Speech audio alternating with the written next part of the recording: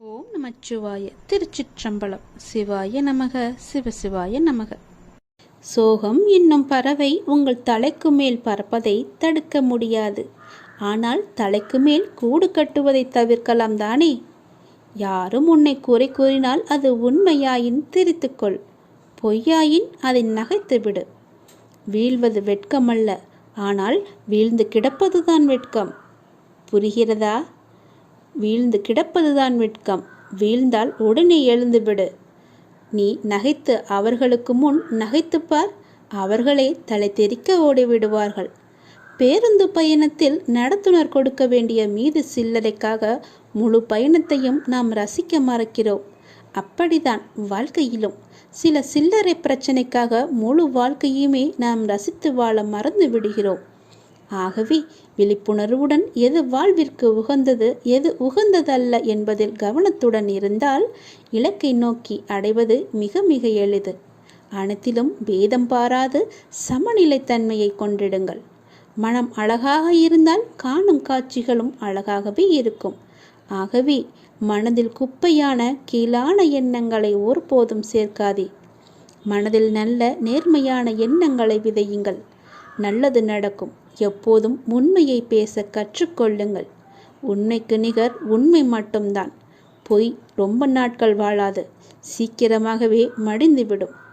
ஆரம்பத்தில் சற்று சிரமமாகத்தான் இருக்கும். பழகிவிட்டால் பொய் சொல்லவே நமக்கு கூச்சமாக இருக்கும். உண்மைக்கு மிக வலிமையான சக்தி இருக்கிறது. அது சத்தியமானது, வலிமையானது. இறைவனுக்கு இறங்கி வருவார். நாம் வாழ்கின்ற வாழ்வில் அறமாகிய உண்மை இருந்தால் அந்த இறைவனை நம்மை தேடி தானாக இறங்கி வருவார்.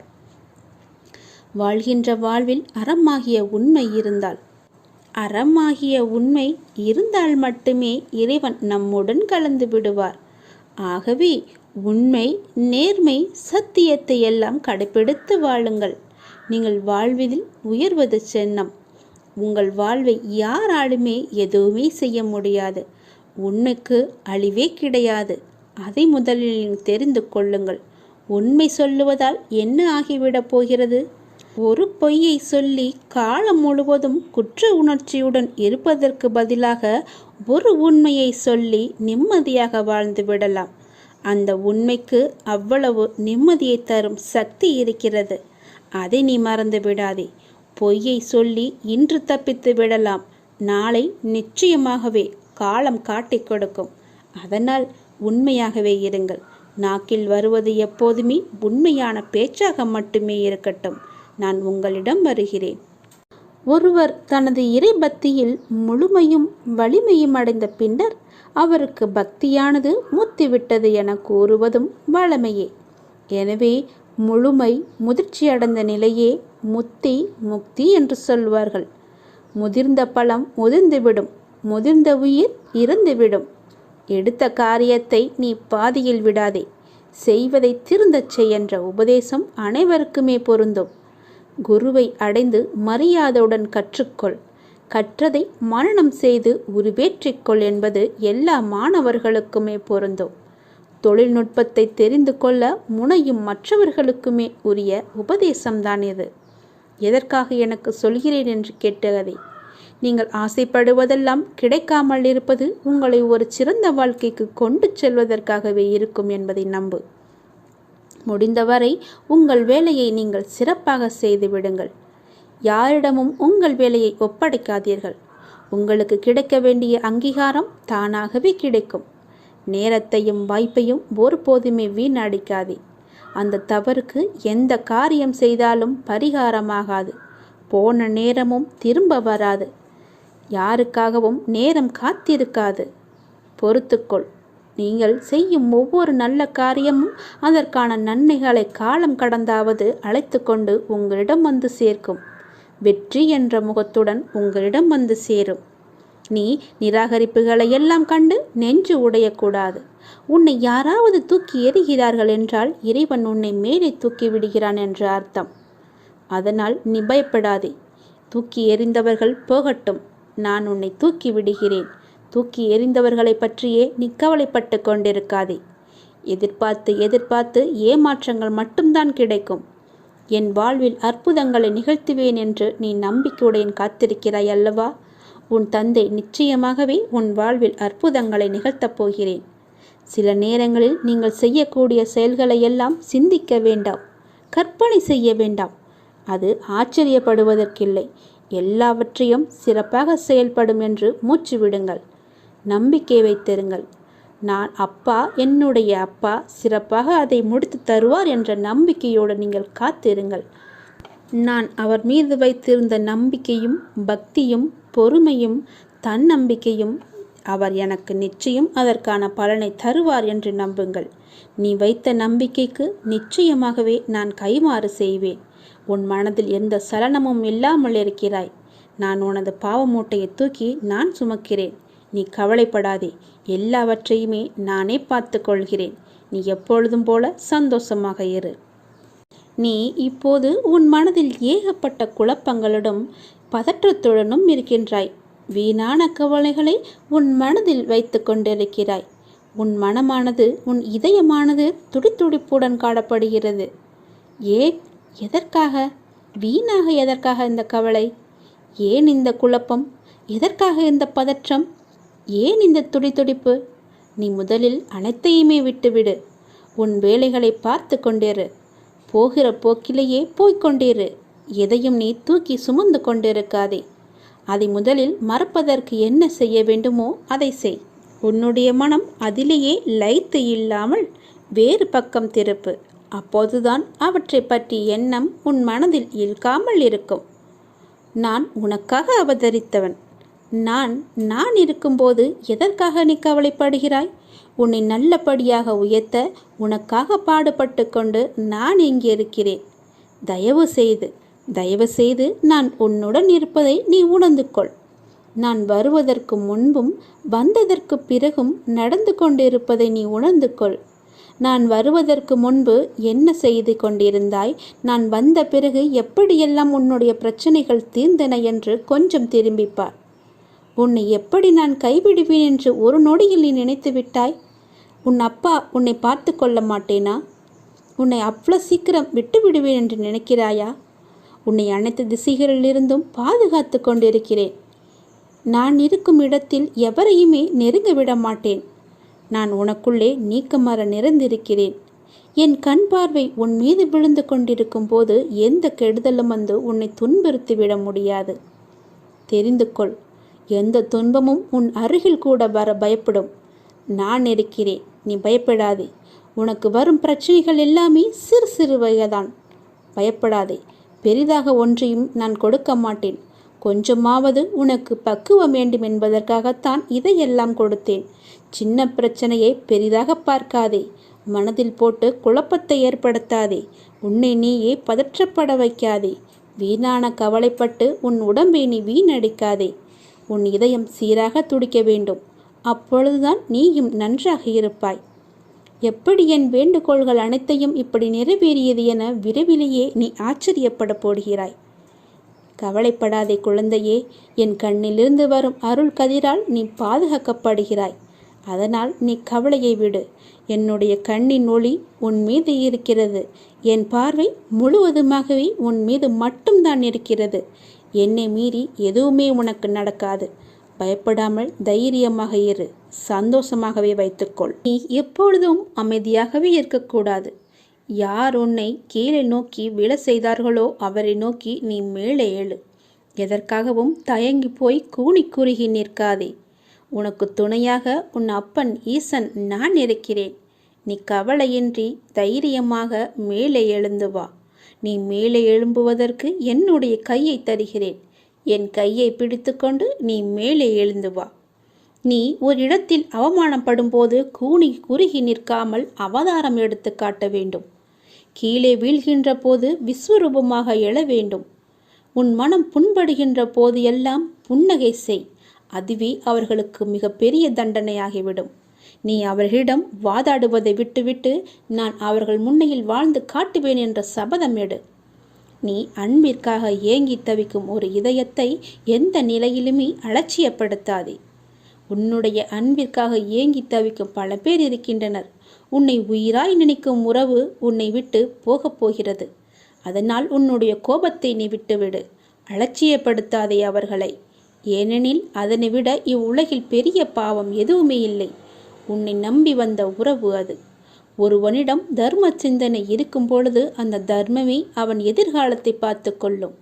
ஏனென்றால் ஒரு மனிதன் என்ன பிரார்த்தனை செய்தாலும், எத்தனை மந்திரங்கள் உரியேற்றினாலும், எத்தனை அபிஷேகங்கள் யாகங்கள் செய்தாலும் கூட அவனிடம் உதவும் குணம் இல்லையென்றால் இறையருளை பெற முடியாது.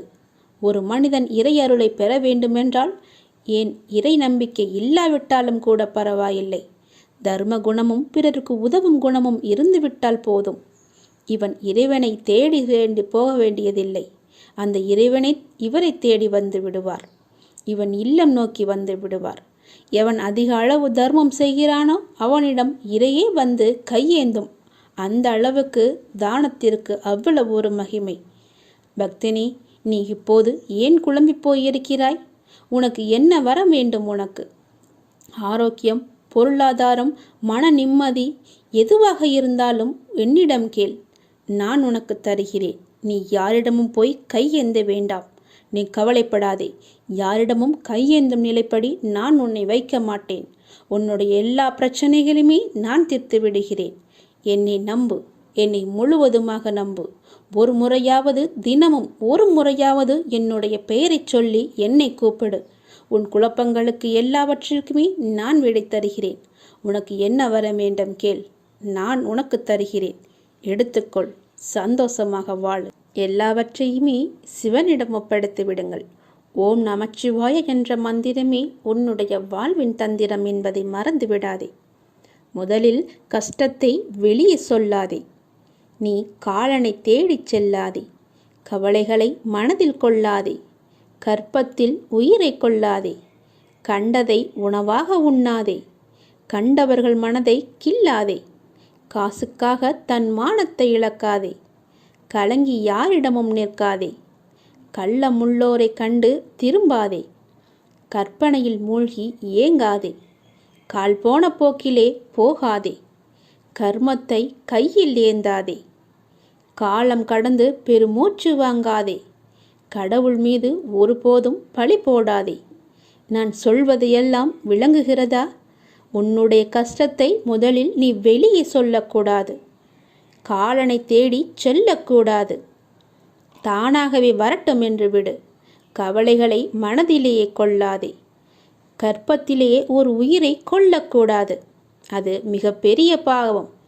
கண்டதையும் உணவாக உண்ணாதே. உன்னுடைய வயிற்றுக்கு எது பொருந்துமோ அதை மட்டுமே உண்ணு. கண்டவர்கள் மனதை கில்லாதே. அடுத்தவர்களுடைய மனதை புண்படுத்தாதே. காசுக்காக உன்னுடைய தன்மானத்தை நீ இழக்கக்கூடாது. தன்மானம் முக்கியம். நீ யாரிடமும் போய் கலங்கி நிற்காதே. எனக்கு யாரும் இல்லை என்று சொல்லாதே. கள்ளமுள்ளோரை கண்டு திரும்பாதே. அதாவது வஞ்சக எண்ணம் உள்ளோரை கண்டால் நீ உடனே திரும்பி வந்துவிடு. அவர்கள் முகத்தை கூட பார்க்காதே. கற்பனையிலேயே மூழ்கி ஏங்காதே. பேராசைப்படக்கூடாது என்கிறார். கால் போன போக்கிலே போகாதே. எங்கு வேண்டுமானாலும் போகலாம். கால் போன போக்கில் போனால் செல்ற இடம் கூட தெரியாது. கர்மத்தை கையில் ஏந்தாதே. நல்லதை மட்டுமே செய். உன் கர்மா எல்லாமே அழிந்துவிடும். காலம் கடந்து பெருமூச்சு வாங்காதே. நேரம் உள்ள போதே தூற்றிக்கொள். நேரம் போனால் பிறகு கிடைக்காது. நேரம் மிக அற்புதமானது. திரும்பி வராது. கடவுள் மீது ஒருபோதும் பழி போடாதே. யான் கேட்டு என் கடவுள் எனக்கு செய்யவில்லை என்று அவரை நீ திட்டாதே. அவருக்கு தெரியும் உனக்கு எப்போது எப்படி செய்ய வேண்டும் என்று. கடவுளுக்கு தெரியும். அவருக்கு தெரியாமலையா நீ வந்தாய்? கடவுள் மீது ஒருபோதுமே பழி போடும் எண்ணத்தை விட்டுவிடு. அவன் அப்பா எல்லாவற்றையுமே பார்த்து கொள்வார் என்ற நம்பிக்கையோடு இரு. நீ நினைத்த செயல் விரைவிலேயே என் ஆசையுடன் நடக்கப் போகிறது. உன்னை சரியான நேரத்தில் நான் கரம் குழித்து இழுத்து வந்து விட்டேன். நீ பயப்படாதே. எல்லாமே என்னுடைய ஆசைப்படியே நடக்கும். வாழ்வில் நடைமுறையில் உள்ள சில விஷயங்களை யதார்த்தமாக நீ புரிந்து கொண்டால் இன்பத்தையும் துன்பத்தையும் சமநிலையில் ஏற்கலாம். நீ முயற்றுப்பார். என் துணையோடு எல்லாவற்றையுமே போராடிப்பார். போராட்டமே இல்லாத வாழ்க்கை இங்கு யாருக்குமே அமைவதில்லை. போராட்டத்தை சந்திக்காத எந்த உயிரும் இந்த பூமியில் வாழ முடியாது. தெரிந்து கொள். பிறந்தது முதல் இறப்பது வரை போராட்டம் இருந்து கொண்டுதான் இருக்கிறது. பிறந்த குழந்தை கூட அழுகை என்னும் சத்தம் செய்துதான் தன்னுடைய தேவைகளை பூர்த்தி செய்கிறது. போராட்டத்தில் பிறந்து போராட்டத்தில் வளர்ந்து போராட்டத்தில் மடிவதுதான் வாழ்க்கை. இன்று மனிதன் போராட்டம் இல்லாத வாழ்க்கை வாழ ஆசைப்படுகின்றான். அதைத்தான் விரும்புகின்றான். வாழ்க்கையில் தங்கள் குறிக்கோளை நிலைநிறுத்தி கொள்ள ஒவ்வொரு மனிதனும் இவ்வுலகில் போராட வேண்டியிருக்கிறது. பூந்தோட்டத்தில் ஒவ்வொரு நாளும் புது புது மலர்கள் பூப்பதுண்டு. ஆனால் அவை நிலைப்பது இல்லை. அது நியதியும் இல்லை. அதுபோலத்தான் வாழ்க்கை என்னும் பூந்தோட்டத்தில் ஒவ்வொரு நாளும் புது புது மலர்களாக பூத்து கொண்டிருக்கிறோம். எவ்வாறு பூந்தோட்டத்தில் மலர்ந்த ஒரு பூ நிலைப்பது இல்லையோ அது போலத்தான் வாழ்க்கையும். போராட்டங்கள் இல்லாமல் வாழ்வில் எதுவுமே வெற்றி பெற முடியாது. போராட்டம் இல்லை என்றால் வாழ்க்கை உப்புச்சப்பு இல்லாமல் போய்விடும். வாழ்க்கையில் உங்களுக்கு அழுவதற்கு 100 காரணங்கள் இருந்தாலும் சிரிப்பதற்கு என்னிடம் 1000 காரணங்கள் இருக்கிறது என்று வாழ்ந்து காட்டு. சரியான நேர்மையான வாழ்க்கை பயணப்பாதை முட்கள் நிறைந்த கரடுமுரடான பாதைத்தான். இப்பாதையில் முட்களாகவும் கரடுமுரடான கற்களாகவும் பிறரின் அவமான பேச்சுக்களும் பழிச்சொற்களும் நியாயமில்லாத விமர்சனங்களும் தான் நிறைந்திருக்கும். அதை நீ தெரிந்து கொள். வாழ்க்கை என்பது அவ்வளவு சுலபமல்ல. களை இல்லாத தோட்டம் இல்லை. அதுபோலத்தான் போராட்டம் இல்லாத வாழ்க்கையும் இல்லை. வாழ்க்கை அழகானதாக மாற்றிக்கொள்வது உன்னுடைய கையில்தான் இருக்கிறது. எல்லோருடைய வாழ்விலும் இன்பம் துன்பம் என்று எல்லாமே கலந்துதான் இருக்கும். நாம் அவற்றை எப்படி எடுத்துக்கொள்கிறோம் என்பதுதான் மிக முக்கியம். ஆசையை குறைத்து கொள்ள வேண்டும். மன நிறைவு இருந்தாலே போதும். உன்னுடைய வாழ்வில் மகிழ்ச்சி தானாக நிலைத்து நிற்கும். போராட்டம் இருந்தாலும் கூட யாரும் வாழ்க்கையை வெறுப்பதில்லை. போராட்டங்களை எல்லாம் ஏற்றுக்கொள்ளவும் நமக்கு ஏற்றதாக மாற்றிக்கொள்ளவும் பழகினாலே போதும். வாழ்க்கை பூந்தோட்டமாக மாறிவிடும். உங்களின் வாழ்வில் நல்லது நடக்க வேண்டுமென்றால் நான் சொல்வதை பின்பற்றுங்கள். நீங்கள் எப்படிப்பட்ட பாதையில் பயணம் செய்தாலும் உங்கள் நற்சிந்தனையாலும் நற்செயல்களாலும் மலரும் புதிய பயனுள்ள மலர்களால் பாதையை நிரப்புங்கள். உங்கள் வாழ்வு இனிதாக அமையும். நீங்கள் வாழ வாருங்கள். என்னுடைய ஆசையுடன் நீங்கள் போராட்டத்தில் குதிக்க தயாராக இருங்கள். என் துணை உனக்கு உண்டு. வாழும் ஒவ்வொரு நிமிடமும் இறை சிந்தனையுடன் இருங்கள். இறை சிந்தனை உள்ள பொழுது விழிப்புணர்வுடன் ஒவ்வொரு செயலையுமே நன்றாக துல்லியமாக எந்த குறையும் இல்லாமல் செய்ய முடியும். விழிப்புணர்வுடன் நீங்கள் செய்யும் எந்த செயலும் தவறாவதற்கு வாய்ப்பே கிடையாது. விழிப்புணர்வுடன் செய்யும் செயல்கள் நிச்சயம் ஒரு நாள் வெற்றியை தரும். உங்களுக்கு கிடைக்கும் வெற்றிக்கும் தோல்விக்கும் நிச்சயமாக ஒரு காரணம் இருக்கும். இரண்டையும் ஒன்றாக எடுத்துக்கொள்ள நீங்கள் முயற்சி செய்யுங்கள். வெற்றிக்காக மட்டும் செயல்களை செய்யக்கூடாது. ஒவ்வொரு செயலையும் இறைவனுக்காக நீங்கள் செய்யுங்கள். உங்களை படைத்த கடவுளுக்காக செய்யுங்கள். எந்த ஒரு எதிர்பலனையும் பார்க்காமல் எதிர்பாராமல் எதிர்பார்ப்புகள் இன்றி நீங்கள் செய்யும் ஒவ்வொரு செயலுமே அந்த இறைவனை போய் சேரும். உங்களுடைய புண்ணிய கணக்கில் சேரும். அதற்கு நிச்சயமாக பல மடங்கு பலன்கள் உங்களை தேடி தானாக வந்து சேரும். ஒவ்வொரு நாளின் முடிவிலும் நீங்கள் இறைவனுக்கு நன்றி சொல்ல பழகுங்கள். கண்டிப்பாக அன்றைய நாளில் நன்றி சொல்வதற்கு என்று ஏதேனும் ஒன்று நடந்திருக்கும். அதை நினைத்து இறைவனுக்கு நீங்கள் நன்றி சொல்லுங்கள். விடியும் பொழுது இறைவனின் ஆசியுடன் தொடங்குங்கள். முடியும் இரவும், அதாவது அன்றைய நாளின் முடிவும் இரவும் நன்றி சொல்லி உறங்குங்கள். மறுநாள் காலை உங்களுக்கு நல்ல நாளாகவே அமையும். இன்று எங்களுக்கு அமைத்து கொடுத்ததற்கு மிகவும் நன்றி இறைவா என்று இறைவனுக்கு நீங்கள் நன்றி சொல்லுங்கள். ஒவ்வொரு நாளின் தொடக்கத்திலும் இறைவன் மீது முழு நம்பிக்கையுடன் நீங்கள் தொடங்கி பாருங்கள். உங்கள் வாழ்வு எப்படி இருக்கிறது, அன்றைய நாள் எப்படி அமைந்திருக்கிறது என்று தானாகவே தெரிய வரும். எழுந்திருக்கும் பொழுது சட்டென்று எழுந்திருக்காமல் இறைவனின் பெயரை சொல்லிவிட்டு எழுந்திருங்கள். நன்றாகவே இருக்கும். ஒரு நிமிடம் சுதாரித்து கொண்டு பிறகு ஏந்திரியுங்கள். அப்பாவின் பெயரை சொல்லி எழுந்திரியுங்கள். உங்கள் வாழ்க்கை மீது உங்களுக்கு இருக்கும் அக்கறையை விட உங்களை படைத்த இறைவனுக்கு நிச்சயமாகவே அதிக அக்கறை இருக்கும். நம்புங்கள், நன்றாக நீங்கள் வாழ்வீர்கள். இதனை உணர்ந்தால் இறைபலமும் மனோபலமும் உங்களிடம் அதிகரிக்கும் தானாகவே. இறைவனின் அருளும் ஆசியும் உங்களிடம் நிறைந்திருக்கும் முழுவதுமாகவே. எப்போதும் இறைவனின் அருளோடும் ஆசையோடும் நாம் தொடங்கும் நாள் வெற்றி நாளாகவே நமக்கு அமையும். இறைவனுக்கு நன்றி சொல்ல மட்டும் நீங்கள் மறந்து விடாதீர்கள். இறைவனின் நாமத்தை ஜெபித்து கொண்டே இருங்கள். உன்னுடைய மனக்குமரலை நான் அகற்றப் போகின்றேன். மிக பெரிய வெற்றி உன் அருகில் இருக்கின்றது. நிச்சயம் நடக்கும். நீயே ஆச்சரியப்பட்டும் போவாய். கடந்த கால கஷ்டங்கள், இழப்புகள், ஏமாற்றங்கள், காயங்கள், தோல்விகள் எல்லாம் உன்னை விட்டு மறந்து போகும் அளவிற்கு உனக்கு நான் மிகப்பெரிய மகிழ்ச்சியை, மிகப்பெரிய வெற்றியை நான் தரப்போகின்றேன். உன் அருகில் அது வந்துவிட்டது. கஷ்ட காலங்கள்தான் கடவுள் நமக்கு உதவுவார் என்ற நம்பிக்கை உனக்குள்ளே வர வேண்டும். கஷ்ட காலங்களில் தைரியத்தை நீ இழந்து விடாதே. உங்களுக்கு நடக்க முடியாத போது சுமக்க தயாராய் கடவுள் உங்களுடனே இருக்கின்றார் என்பதை நினைவில் வைத்து கொண்டால் வாழ்க்கை பயணம் மிகவுமே சுலபமாக இருக்கும். ஒரு மனிதன் ஒரு நெடும் பயணம் மேற்கொண்டிருந்தான். அது அவன் வாழ்க்கை பயணம். நீண்ட தூரம் சென்ற பின்தான் கவனித்தான் அவனுடைய கால் தடங்கள் அருகே இன்னொரு ஜோடி கால் தடங்கள் இருக்கிறது என்று. அவனுக்கோ ஆச்சரியம். சுற்றும் முற்றும் பார்த்தான். யாரும் தெரியவில்லை. சத்தமாக கேட்டான், என்னுடன் வருவது யார் என்று. நான் தான் கடவுள் என்று அசிரீரியாக ஒரு பதில் வந்தது. அவனுக்கோ எல்லையில்லாத மகிழ்ச்சி. கடவுள் என்னுடன் பயணம் செய்து கொண்டிருக்கிறார் என்ற மகிழ்ச்சியில் அவன் துள்ளி குதித்தான். பயணம் மீண்டும் தொடர்ந்தது. அவன் அந்த கால் தடங்களை கவனிப்பதை நாலா வட்டத்திலுமே மறந்துவிட்டான். சுகமாக போய்கொண்டிருந்த வாழ்க்கையில் பிரச்சனைகள் தலையெடுக்க ஆரம்பித்தன. சிறிய பிரச்சனைகள் பெரிதாக ஆயின. துன்பமும் துக்கமும் அதிகமாயின. ஒரு கட்டத்தில் அவன் சமாளிக்க முடியாமல் தவித்த போதுதான் அந்த கால் தடங்கள் நினைவு மறுபடி வந்தது.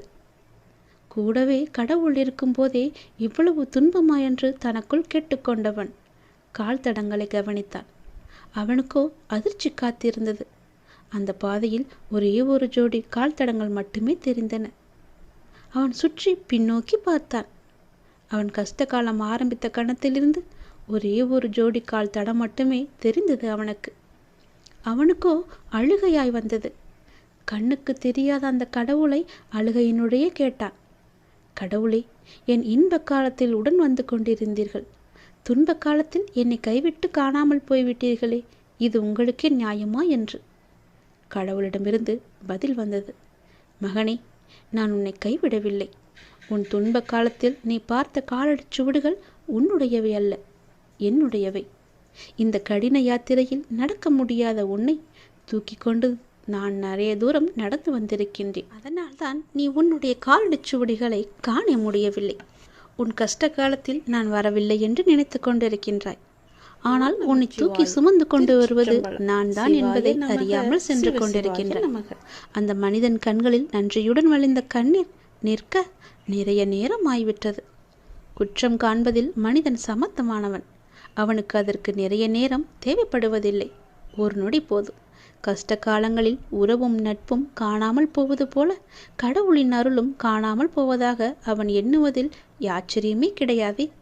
சுமைகள் கூடும்போது இறக்கி வைக்க வழி தெரியாத போது இருக்கவே இருக்கின்றார் கடவுள். அவனிடம் வசவுகள் வாங்கி கொள்ள வந்த கஷ்டங்கள் எல்லாம் நமக்கு தெரியும். எத்தனையோ கஷ்டங்கள் வரவிருந்து அவை இறை அருளால் வராமல் தவிர்க்கப்பட்டிருக்கலாம். அவை நம் கவனத்திற்கு வராமலேயே போய்விடுகிறது. கடவுள் கணக்கு சொல்வதில்லை. எனவே எத்தனையோ உண்மைகளை நமக்கு தெரியாமலேயே போய்விட்டிருக்கின்றன. துன்பங்களும் சோதனை காலங்களும் வரும்போது நாம் ஒரு பெரிய உண்மையை மறந்துவிடக்கூடாது. எதுவுமே காரணம் இல்லாமல் நம்மிடம் வருவதில்லை என்று. அவற்றில் சில நாம் சம்பாதித்தவை. நம் முந்தைய செயல்களின் விளைவுகள் நாமே வரவழைத்தவற்றை நாம் சந்தித்துதானே ஆக வேண்டியிருக்கின்றது. மறப்பதும் எதிர்ப்பதும் நியாயமல்ல. மற்றவை நாம் வளர பக்குவப்பட தேவையான அனுபவங்களை அது கற்றுத்தருகிறது. நாம் கற்க வேண்டிய பாடங்கள் அவற்றை கற்றறிந்த பின்னரே, அந்த சோதனையில் தீயில் பட்ட பின்னரே நாம் புடம் போட்ட தங்கமாய் மிளிரப் போகின்றோம். அவை நம் வாழ்வில் வராவிட்டால் நாம் சோபிப்பதும் இல்லை. கையால் மென்மையான தடவி கொடுத்தே கல்லை சிலையாக்க முடியாதல்லவா? எண்கள் மட்டுமே வந்து கொண்டிருந்தால் நாம் பக்குவம் அடைவதும் முடியாதல்லவா? சாத்தியமே கிடையாது. ஒளிக்கு கல்லின் மீது பகை இல்லை. உளியடிகளை தாங்காத கல் அழகிய சிலையாவதில்லை. கடவுள் என்ற சிற்பி நம்மை செதுக்கும் போது அழகிய சிலையாக போகிறோம் என்ற உணர்வுடன் தாங்கிக் கொண்டால் இது அர்த்தமில்லாமல் புரியாது என்பதை நாம் உணரவே மாட்டோம். அது நிச்சயம் ஆனந்தமாகவே இருக்கும் என்பதை உணர்ந்தால் கடவுள் மீது அவன் நம்பிக்கையை நாம் கொள்ள மாட்டோம். இன்னொரு விதமாக சொல்லலாம், மருந்து கசக்கிறது என்று குழந்தை கதறி அழுதால் தாய் விட்டு விட மாட்டாள். குழந்தை குணமாக வேண்டுமென்று அக்கறை அவளுக்கு அதிகமாகவே இருக்கும். பலவந்தமாக மருந்தை குழந்தையின் வாயில் திணிக்கையில் குழந்தை தாயை ஒரு கொடுமைக்காரியாக கூட நினைக்கலாம். குழந்தை என்ன நினைக்கிறது என்பது தாயிற்கு முக்கியம் கிடையாது. குழந்தை குணமாக வேண்டும் என்பதே தாய்க்கு முக்கியம். குழந்தைக்கு எது நல்லது என்பதை குழந்தையை விட பெற்ற தாய் நன்றாக அறிவாள் அல்லவா? கடவுளும் அந்த தாயைப் போலதான். இனி கஷ்ட காலங்கள் வரும்போது கடவுளை திட்டாதீர்கள். அவற்றை தாங்கும் சக்தியை, அவற்றிலிருந்து கற்கும் புத்தியையும் மட்டுமே கடவுளிடம் வேண்டுங்கள். கஷ்ட காலங்களில் தைரியத்தையும் இழக்காதீர்கள். உங்களுக்கு நடக்க முடியாத போது சுமக்க தயாராய் கடவுள் உங்களுடனே இருக்கிறார் என்பதை நினைவில் வைத்துக் கொண்டால் உங்களுடைய வாழ்க்கை பயணம் சுலபமாகும். முடிவு கண்டிப்பாக இனிமையாகும். நிச்சயம் உன் வாழ்க்கை மேன்மை பெறும். பயப்படாதே, அப்பா நான் இருக்கிறேன். நீ வேண்டிக் கொண்டது நிச்சயம் உனக்கு கிடைக்கும். நம்பிக்கையோடு இரு. முகமலர்ச்சியோடும் நம்பிக்கையோடும் உன் வாழ்வை நீ தொடங்கு. ஒவ்வொரு நாளும் புதிய நாளாக நீ துவங்க இறைவன் உனக்கு அருள் புரிவார். மிக பெரிய வெற்றி உன் அருகில் இருந்து கொண்டே இருக்கிறது. அதை உடனே தொட்டு விடலாம். கொஞ்சம் யோசித்துப்பார் எப்படி தொடலாம் என்று. நான் உன் அருகிலேயே வைக்கிறேன். முழு வெற்றியையும் நீயே எடுத்துக்கொள்வாய்.